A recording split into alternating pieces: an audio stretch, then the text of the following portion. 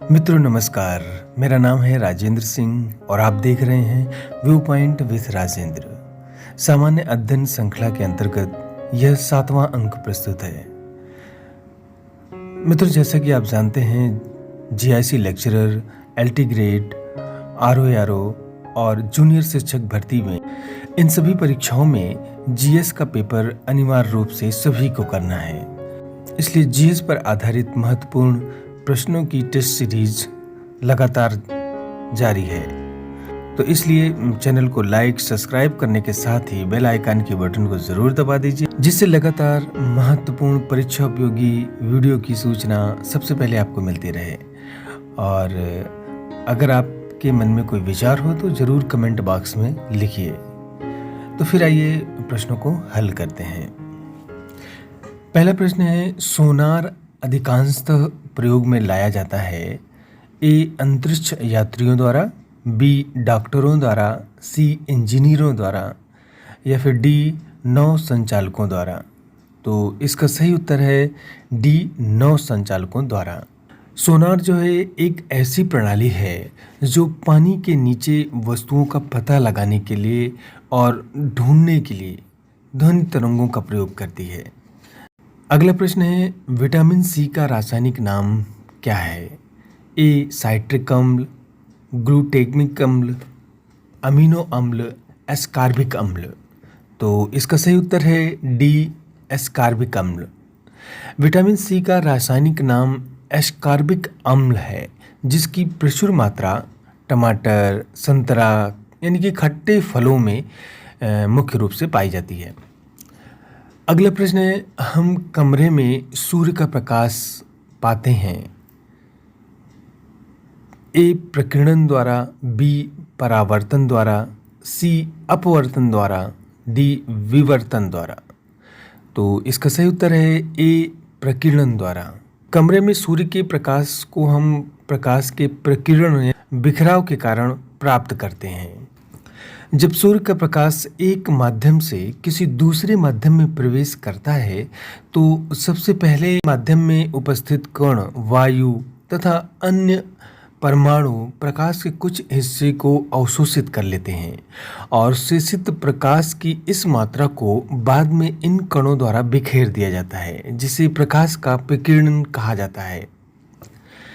अगला प्रश्न है, बिजली का सबसे उत्तम चालक निम्नलिखित में से कौन है? ए शुद्ध जल, बी समुद्री जल, सी सूखी लकड़ी, डी प्लास्टिक। तो इसका सही उत्तर है बी समुद्री जल। बिजली का उत्तम चालक जो है समुद्री जल है, क्योंकि समुद्री जल में लवण घुले होते हैं जिससे इलेक्ट्रॉन प्रवाहित हो सकते हैं और इलेक्ट्रॉन के प्रवाह को हम बिजली का बहना कहते हैं। इस प्रकार समुद्री जल विद्युत का सुचालक होता है।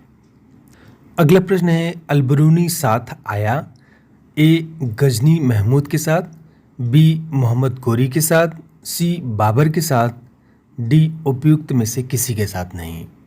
तो इसका सही उत्तर है ए गजनी के महमूद के साथ। अलबरूनी गजनी के महमूद के साथ भारत तो आया ही था। यह एक फारसी लेखक, विद्वान, धर्मज्ञ था। गजनी के महमूद द्वारा किए गए कई भारतीय आक्रमण में वह सुल्तान के साथ था। अलबरूनी ने तहकीक हिंद नामक ग्रंथ की रचना की थी। अगला प्रश्न है, फाहियान भारत आया 349 ईस्वी में, बी 374 ईस्वी में, सी 384 ईस्वी में, डी 399 ईस्वी में। तो इसका सही उत्तर है डी 399 ईस्वी में। चीनी यात्री फाहियान चंद्रगुप्त द्वितीय के शासनकाल में भारत आया था। उसने भारत के विभिन्न स्थानों का भ्रमण किया। अगला प्रश्न है, निम्नलिखित में से कौन दिल्ली का प्रथम सुल्तान था जो युद्ध में लड़ता हुआ मारा गया था? ए अलाउद्दीन खिलजी, बी बहलोल लोदी, सी इब्राहिम लोदी, डी सिकंदर लोदी। तो इसका सही उत्तर है सी इब्राहिम लोदी। लोदी वंश का अंतिम शासक इब्राहिम लोदी 1526 ईस्वी में पानीपत के प्रथम युद्ध में बाबर से लड़ते हुए मारा गया था। यह युद्ध स्थल में मरने वाला दिल्ली का प्रथम सुल्तान था। अगला प्रश्न है, कोली विद्रोह लोगों से संबंधित था। ए छोटा नागपुर के, बी गुजरात के, सी बंगाल के, डी असम के। तो इसका सही उत्तर है बी गुजरात के। कोली मध्यकालीन भारत में दुर्गों के सैनिक के रूप में कार्य करते थे। अंग्रेजी शासन स्थापित हो जाने के बाद दुर्गों का महत्व नहीं रहा। ऐसे में ये बेकार हो गए और ये यत्र तत्र विद्रोह के झंडे बुलंद करते रहे। 1824 ईस्वी में पश्चिमी घाट एवं कच्छ के सीमावर्ती भाग के कोलियों ने विद्रोह कर दिया, जिसे अंग्रेजों द्वारा दबाया गया। अगला प्रश्न है, बिरसा मुंडा के कार्यक्षेत्र कौन से हैं? ए चंपारण, बी मुर्शिदाबाद, सी अलीपुर, डी रांची। तो इसका सही उत्तर है डी रांची। बिरसा मुंडा का कार्यक्षेत्र रांची से लेकर भागलपुर तक था। बिरसा मुंडा का मुख्य उद्देश्य जनजातियों में समाज सुधारना एवं ब्रिटिश सत्ता से दूर रखना था। बिरसा ने अनेक देवताओं की पूजा को छोड़कर अपने अनुयायियों को एक ईश्वर की पूजा का आह्वान किया। अगला प्रश्न है, निम्नलिखित में से कौन सा स्थान परमाणु शक्ति स्टेशन के लिए प्रसिद्ध है? ए कोटला, बी बदरपुर, सी भद्रा, डी कुंडनकुलम। तो इसका सही उत्तर है डी कुंडनकुलम। भारत के तमिलनाडु प्रदेश का कुंडनकुलम स्थान परमाणु शक्ति स्टेशन के लिए प्रसिद्ध है। यह भारत के परमाणु ऊर्जा निगम द्वारा विकसित किया गया है। अगला प्रश्न है, कोटेश्वर बांध निम्नलिखित नदियों में से किस पर बनाया गया है? ए भिलंगना, बी भागीरथी, सी अलकनंदा, डी मंदाकिनी। तो इसका सही उत्तर है बी भागीरथी। उत्तराखंड राज्य के टिहरी गढ़वाल जिले में भागीरथी नदी पर कोटेश्वर बांध बनाया गया है और यह टिहरी बांध भी भागीरथी नदी पर ही बनाया गया है।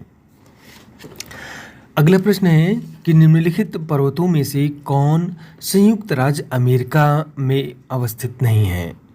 ए ब्लैक फॉरेस्ट पर्वत, बी ग्रीन पर्वत, सी रेड पर्वत, डी वाइट पर्वत। तो इसका सही उत्तर है ए ब्लैक फॉरेस्ट पर्वत। ब्लैक फॉरेस्ट पर्वत दक्षिण पश्चिम जर्मनी में है, जबकि ब्लैक पर्वत, ग्रीन पर्वत, रेड पर्वत एवं वाइट पर्वत संयुक्त राज्य अमेरिका यानी यूएसए में स्थित है। अगला प्रश्न है कि भारतीय संविधान में कल्याणकारी राज्य के विचार को सम्मिलित किया गया है। ए प्रस्तावना में, बी मूल अधिकारों में, सी चतुर्थ अनुसूची में, डी राज्य के नीति निर्देशक तत्वों में। तो इसका सही उत्तर है डी राज्य के नीति निर्देशक तत्वों में। यानी कि कल्याणकारी राज्य की संकल्पना का समावेश भारतीय संविधान के राज्य के नीति निर्देशक तत्वों में किया गया है। ये संविधान में भाग 4 के तहत अनुच्छेद 36 से 51 के अंतर्गत शामिल किए गए। अगला प्रश्न है, इनमें से कौन मूल अधिकार नहीं है? ए शोषण के विरुद्ध अधिकार, बी समान कार्य के लिए समान वेतन, सी कानून के समक्ष समानता, डी धार्मिक स्वतंत्रता का अधिकार। तो इसका सही उत्तर है बी समान कार्य के लिए समान वेतन। भारतीय संविधान के भाग 3 में अनुच्छेद 12 से 35 तक मौलिक अधिकारों का वर्णन किया गया है। वर्तमान में कुल 6 मौलिक अधिकार प्रदान किए गए हैं। रणधीर सिंह बनाम भारत संघ में दिए गए निर्णय के अनुसार समान कार्य के लिए समान वेतन का मूल अधिकार नहीं है, वरन संवैधानिक लक्ष्य है, जबकि शोषण के विरुद्ध अधिकार, धार्मिक स्वतंत्रता का अधिकार तथा कानून के समक्ष समानता मूल अधिकार है। अगला प्रश्न है, निम्नलिखित में से कौन सा ग्राम पंचायतों की आय का साधन नहीं है? ए राज्य सरकार द्वारा अनुदान, बी कृषि आय पर कर, सी ऐच्छिक दान या उपहार, डी संपत्ति, जानवर और वाहन पर कर। तो इसका सही उत्तर है बी कृषि आय पर कर। राज्य सरकार द्वारा अनुदान, ऐच्छिक दान या उपहार संपत्ति, जानवर और वाहन पर कर ग्राम पंचायतों की आय का साधन है, जबकि कृषि आय पर कर का अधिकार राज्य सरकार का है। अगला प्रश्न है, निम्नलिखित में से प्रत्येक वर्ष 22 अप्रैल को कौन सा दिवस मनाया जाता है? ए. विश्व पृथ्वी दिवस, बी. विश्व स्वास्थ्य दिवस, सी. अंतर्राष्ट्रीय ओजोन दिवस, डी. विश्व हरित दिवस।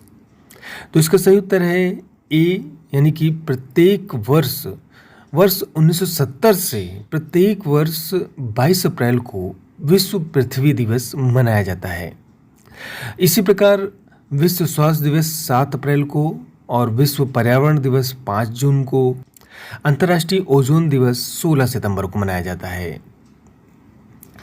अगला प्रश्न है, भारतीय कृषि प्रणाली अनुसंधान संस्थान स्थित है? ए. लुधियाना में, बी. करनाल में, सी. मेरठ में, डी. रांची में। तो इसका सही उत्तर है सी. मेरठ में। भारतीय कृषि प्रणाली अनुसंधान संस्थान मोदीपुरम मेरठ में स्थित है। अगला प्रश्न है, निम्नलिखित विटामिनों में से कौन एक अच्छे आहार द्वारा प्राप्त नहीं किया जा सकता है? ए. बी और बी, ई, सी, डी और डी, के। इसका सही उत्तर है सी ऑप्शन, यानी कि विटामिन डी।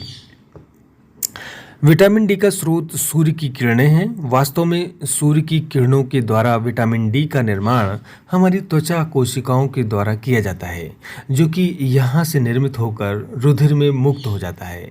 यह अच्छे आहार द्वारा प्राप्त नहीं किया जा सकता, लेकिन विटामिन डी का सबसे अच्छा स्रोत सूर्य की किरणें हैं। इसलिए कहा जाता है कि धूप का स्नान प्रतिदिन लेना चाहिए। विटामिन डी की कमी से क्या होता है कि बच्चों में रिकेट्स और वयस्कों में ओस्टियोमेलेसिया नामक बीमारी हो जाती है। अगला प्रश्न है, एक मानव कंकाल में हड्डियों की संख्या कितनी होती है? तो इसका 4 ऑप्शन है। ए. 206, बी. 208, सी. 210, डी. 212। तो इसका सही उत्तर है 206, यानी कि ए ऑप्शन। कि एक वयस्क मानव शरीर में 206 अस्थियां पाई जाती हैं, जो कि कंकाल तंत्र का निर्माण करती हैं। अगला प्रश्न है, लेजर एक स्रोत है? ए. विद्युत धारा का, बी. ध्वनि का, सी. प्रकाश का, डी. ऊष्मा का। तो इसका सही उत्तर है सी. प्रकाश का। लेजर एक ऐसी युक्ति है जिसमें विकिरण ऊर्जा के उत्सर्जन के द्वारा एक वर्णी प्रकाश प्राप्त किया जाता है। अगला प्रश्न है, पानी का घनत्व तो अधिकतम होता है? A. 100 degree centigrade, B. 4 degree centigrade, C. 0 degree centigrade, D. -4 degree centigrade. तो इसका सही उत्तर है बी, यानी कि 4 डिग्री सेंटीग्रेड। अधिकांशतः द्रवों को गर्म करने पर उनके आयतन में वृद्धि परंतु घनत्व में कमी होती है, लेकिन पानी का व्यवहार 0 डिग्री सेंटीग्रेड से 4 डिग्री सेंटीग्रेड के बीच ठीक उल्टा होता है। यदि किसी पात्र में पानी लेकर गर्म किया जाए तो 0 डिग्री सेंटीग्रेड से 4 डिग्री सेंटीग्रेड तक आयतन घटता है एवं घनत्व बढ़ता है। 4 डिग्री सेंटीग्रेड से आगे गर्म करने पर इसका व्यवहार सामान्य द्रवों की भांति होता है, अर्थात 4 डिग्री सेंटीग्रेड पर पानी का घनत्व अधिकतम होता है। अगला प्रश्न है, जारवा आदिवासी पाए जाते हैं? ए. हिमाचल प्रदेश में, बी. राजस्थान में, सी. अंडमान निकोबार द्वीप समूह में, डी. झारखंड में। तो इसका सही उत्तर है सी. अंडमान निकोबार द्वीप समूह में। यानी कि जारवा भारत के अंडमान एवं निकोबार द्वीप समूह की एक प्रमुख जनजाति है। वर्तमान में इनकी संख्या अत्यंत कम है। अंडमान निकोबार द्वीप समूह की कुछ अन्य जनजातियां भी हैं, जैसे कि ओंगे, सोमपेन, सेंटिलीज व ग्रेट अंडमानीज आदि। अगला प्रश्न है, निम्नलिखित में से कौन सी विश्व की सबसे लंबी पर्वत श्रेणी है? ए. रॉकी पर्वत, B. Great dividing range, C. Andes, D. Himalayas. तो इसका सही उत्तर है सी. एंडीज। एंडीज पर्वत श्रृंखला विश्व की सबसे लंबी पर्वत श्रेणी है, जो लगभग 7200 किलोमीटर लंबाई में दक्षिण अमेरिका के पश्चिमी तट के सहारे 7 देशों में फैली हुई है। इसकी सर्वोच्च चोटी माउंट एंकागुआ है, जो कि 6962 मीटर ऊंची है, जो अर्जेंटीना में स्थित है। अगला प्रश्न है, निम्न में से कौन से शीतोष्ण घास के मैदान दक्षिणी गोलार्ध में नहीं पाए जाते हैं? ए डाउन्स, बी पंपास, सी वेल्डस, डी प्रेयरी। तो इसका उत्तर है डी प्रेयरी।